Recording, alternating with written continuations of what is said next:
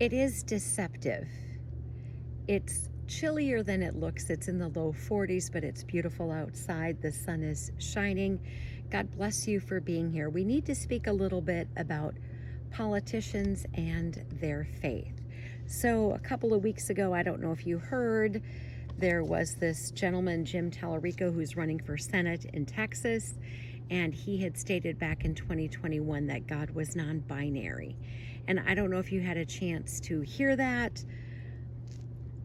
We probably shouldn't be getting our theology from politicians.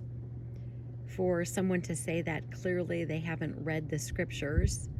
It's all over the Bible. Jesus refers to his dad as father, but he probably got that passage from Hosea 11 verse 9, which says, I will not execute my fierceness of my anger. I will not again destroy Ephraim, for I am God and not a man, the Holy One in your midst, and I will not come in terror. That's probably where he got it, but he clearly has zero understanding that God is spirit, and maybe he didn't even read that. He probably got it actually from somebody else.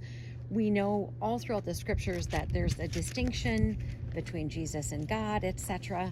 They're not the same. We've talked about that before, but here we have a person who is running for Senate making this statement that God is non-binary, and we certainly shouldn't be getting our theology from him. I struggle with saying that anyone is not a believer because we've all said stupid things. And if you recall, I had two famous pastors say that I personally, that I was going to hell. And if you recall, I did link that video in a previous video where I've talked about this. When they stated that, they had no biblical evidence for their statement. It's just this was their belief. I believe something different. And because I believe something different, therefore I was going to hell. And they made this statement publicly.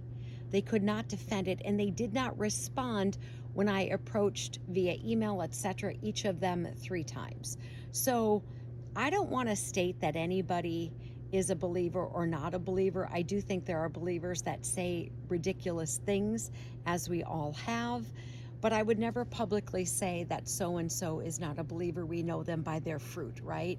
So having said that, we have this most recent statement by number 47. Some people are very outraged. Some people think he is the Antichrist, etc. We're actually going to talk about this in an upcoming video. We could have a believer who is not very seasoned, has no discernment, doesn't really have much understanding, and everyone around this person is giving them bad information. I don't know where this Jim Tallarico, I don't know where he goes to church. Were people outraged when he said that?